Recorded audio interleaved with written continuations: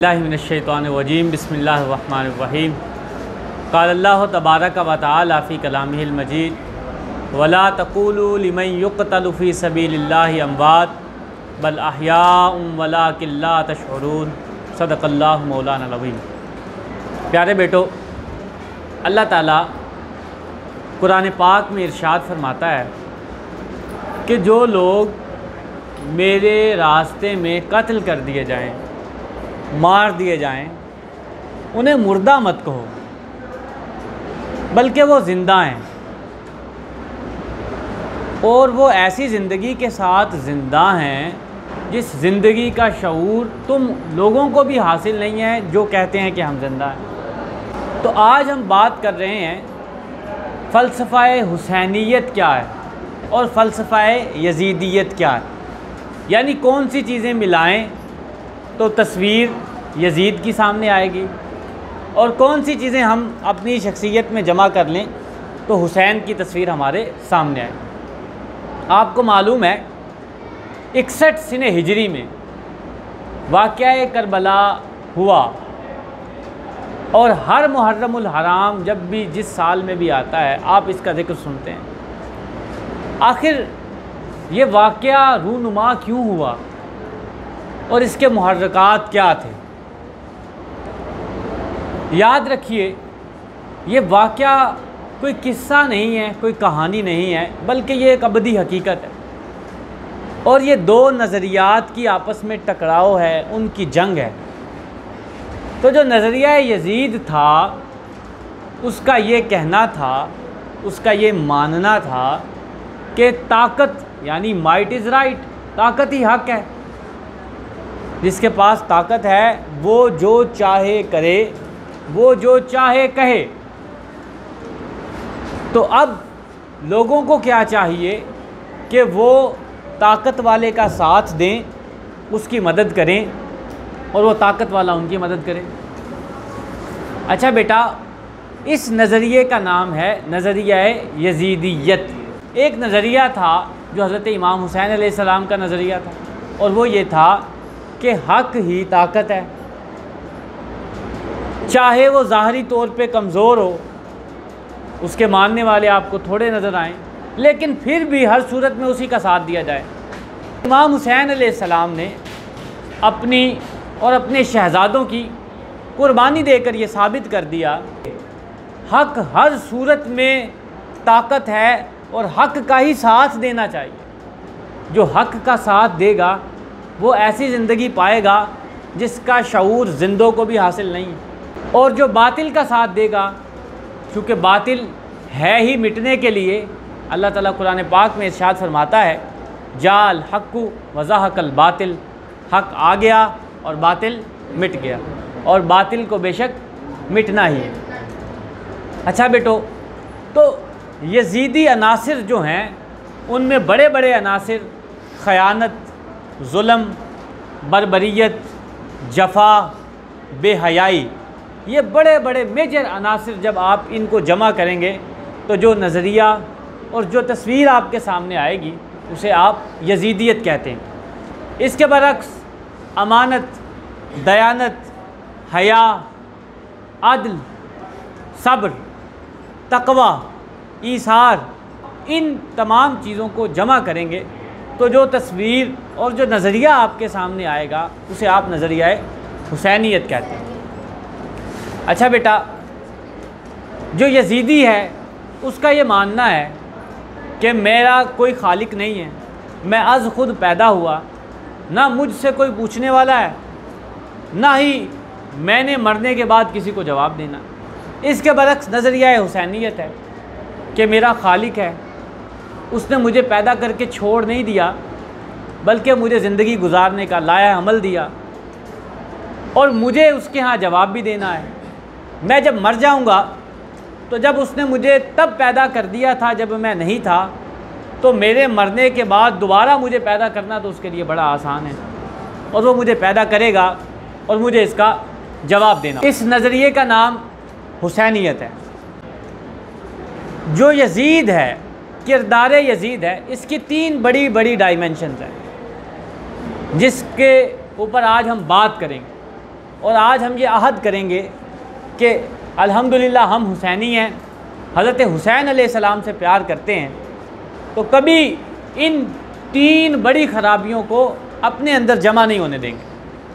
आपको पता है, अगर दुनिया में कोई शख्स बहुत नेक मुत्तकी इमाम है तो वो पहले दिन पैदा होते हुए वैसा नहीं हुआ था, और अगर वो बहुत बुरा है तो वो पहले दिन वैसा बुरा और बहुत बुरों का सरदार नहीं बन गया था। कोई भी छोटा ही बड़ा होता है, आप छोटे हैं कल बड़े हो जाएंगे। यजीद जो है वो करप्ट आदमी था, उसने ख़यानत की, सियासत में ख़यानत की, माल में ख़यानत की और अखलाक में ख़यानत की। सियासत में उसकी ख़यानत क्या थी?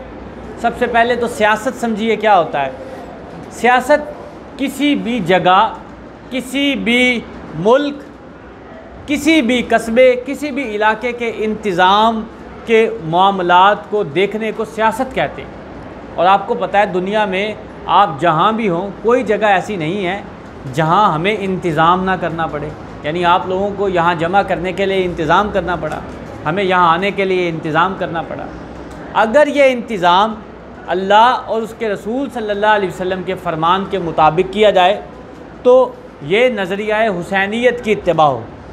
और अगर इसके बरक्स ये कहा जाए कि हम तो आज़ाद हैं, खुद ब खुद पैदा हुए, हमें पूछने वाला ही कोई नहीं, बताने वाला ही कोई नहीं, हम तो अल्लाह और उसके रसूल की मानते ही नहीं हैं, इसके मुताबिक अगर मामलात को किया जाए तो वो यजीदियत की इत्तिबा कहलाती।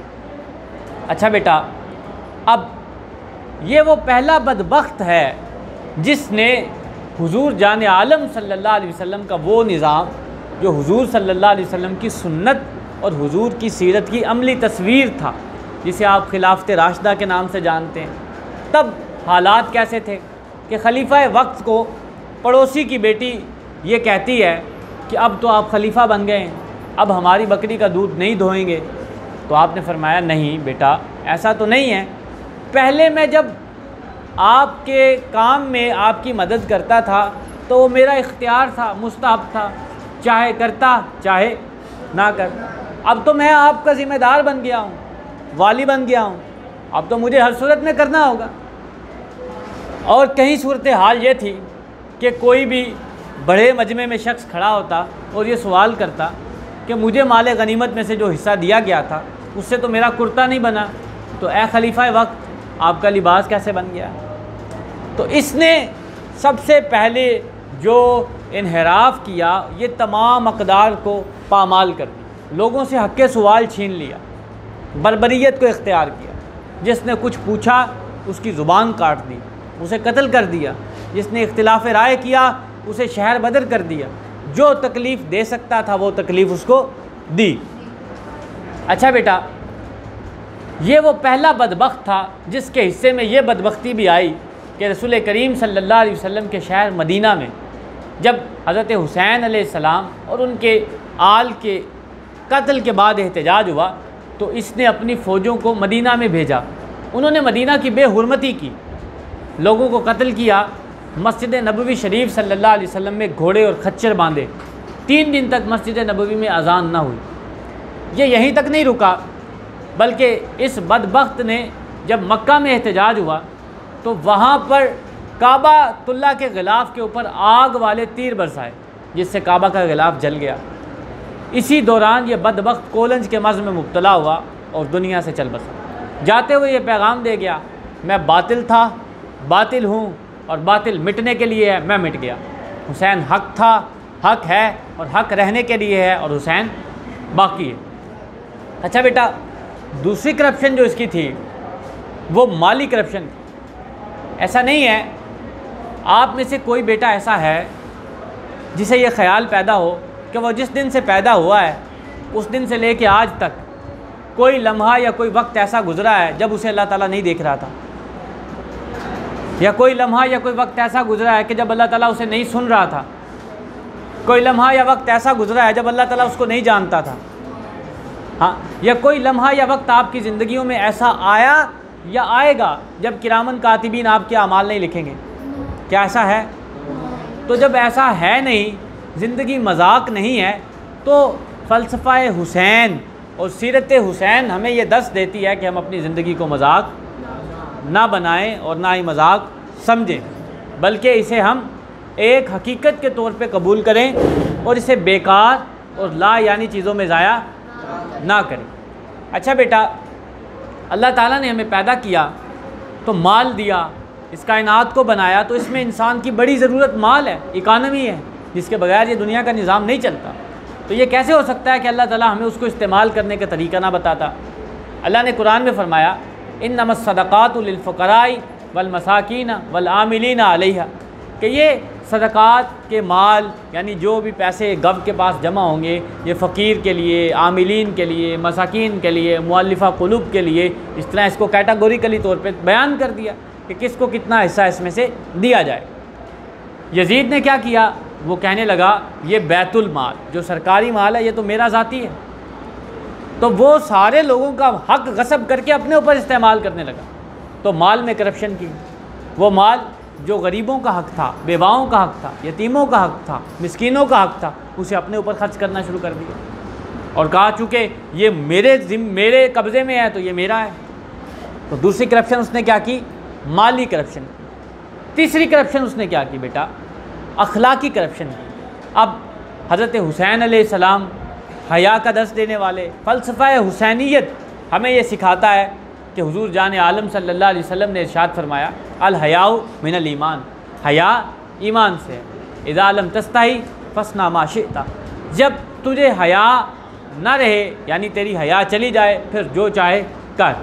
और अल्लाह ताला के बंदे इंतहाई बाहया होते हैं ना कि बेहया होते। तो इसने क्या किया, बेहयाई के कल्चर को प्रमोट किया। अल्लाह ताला इरशाद फरमाता है कि जिन्होंने किया, लूट खसूट की, कत्ल किया माल और दौलत के लिए, तो उनका अंजाम जहन्नम है। तो इसने क्या किया, माल और दौलत की लूट खसूट को प्रमोट किया और उसकी खुलेआम इजाज़त दी, लोगों को तकलीफ़ दी।